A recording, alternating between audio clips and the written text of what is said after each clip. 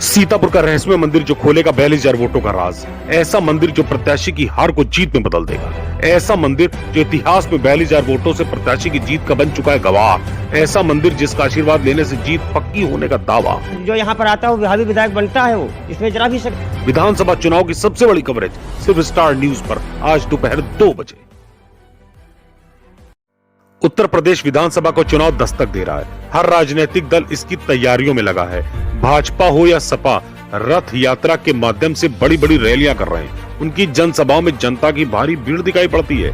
जहां सपा की जनसभाओं में जनसैलाब उमड़ रहा है और अखिलेश अपने रथ के ऊपर चढ़कर जनता से मुखातिब हो रहे हैं। भारी भीड़ देख के गदगद हो रहे हैं और इस भीड़ में अपना सुनहरा भविष्य तलाश रहे हैं। वहीं भाजपा की जन संदेश यात्रा में भी खासी भीड़ दिखाई पड़ती है। यह बात दीगर है कि भाजपा के पास जनता को देने के लिए तोहफों के उपहार हैं। प्रदेश का प्रशासनिक अमला सरकार के पीछे पूरे तौर पर खड़ा है। पीएम व सीएम की रैली में भारी भीड़ जुटाने की पूरी कवायद हो रही है। अब तो धीरे धीरे योगी महाराज की मेहनत के चलते भाजपा की जनसभाओं में स्वाभाविक भीड़ दिखाई पड़ने लगी है। कुल मिलाकर देखा जाए तो इन दोनों दलों सपा व भाजपा ने जनता के बीच पहुंचकर अपनी पूरी ताकत झोंक दी है। के वोट बैंक की ताकत इनको नाक रगड़ने के लिए मजबूर कर रही है और जिस दिन आप चाहेंगे ये लोग नाक रगड़ करके आपके पास आएंगे कि 1990 की वोटों के लिए माफी मांगते हैं, इनको कहना पड़ेगा। लेकिन हम आपको ले चलेंगे सीतापुर विधानसभा क्षेत्र में, जहां सपा और भाजपा की जबरदस्त टक्कर होने जा रही है। ये बात अलग है कि दोनों की राजनीतिक दलों ने अभी तक अपने उम्मीदवारों के पत्ते नहीं खोले, लेकिन इतना समझ लेना चाहिए कि यह चुनावी संघर्ष सीतापुर विधानसभा क्षेत्र में किस पार्टी को कहां पटकेगा, ये बहुत कुछ निर्भर करता है उन राजनीतिक दलों के प्रत्याशियों के चयन पर।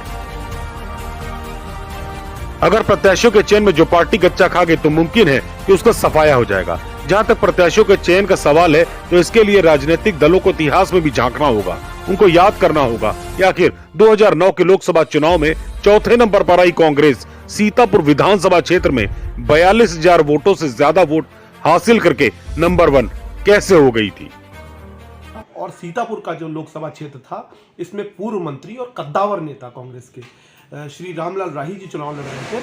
और सीतापुर विधानसभा की अगर खास बात करें तो यहाँ से 41,492 वोट उनको हासिल हुए थे और उन्होंने अपने प्रतिद्वंदी महेंद्र सिंह वर्मा को लगभग 5,000 वोट से हराया था। कई बार पिटने के बाद भी राही जी ने सीतापुर विधानसभा क्षेत्र में ऐसा क्या करिश्मा कर दिया कि कांग्रेस सबसे आगे निकल गई। इस रहस्य को समझना जरूरी है।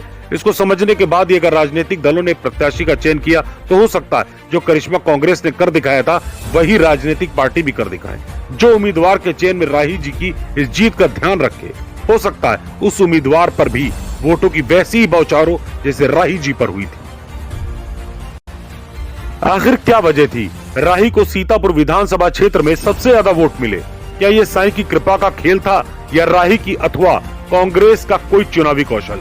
अब इसका फैसला तो राजनीतिक दल और जनता ही करेंगे। इस राजनीतिक विश्लेषण के बाद इस बात से इनकार नहीं किया जा सकता कि सीतापुर विधानसभा क्षेत्र में साईं भक्तों की कोई कमी नहीं है और वो ऐसे प्रत्याशी के पक्ष में खड़ी हो सकती है जो राही जी की तरह अपने आप को पेश कर सके।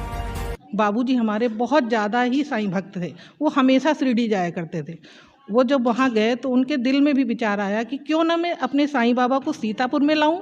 तो फिर वो वहाँ से साईं बाबा को यहाँ लाए और यहाँ पे उन्होंने बिठाया।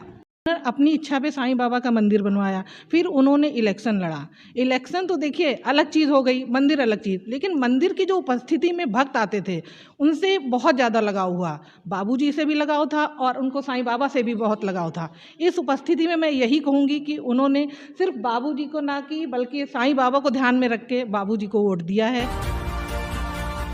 राहुल अरोरा, गौरव शर्मा, शिवम अवस्थी और सीनियर एडिटर हरिराम अरोरा के साथ ब्यूरो रिपोर्ट, स्टार न्यूज।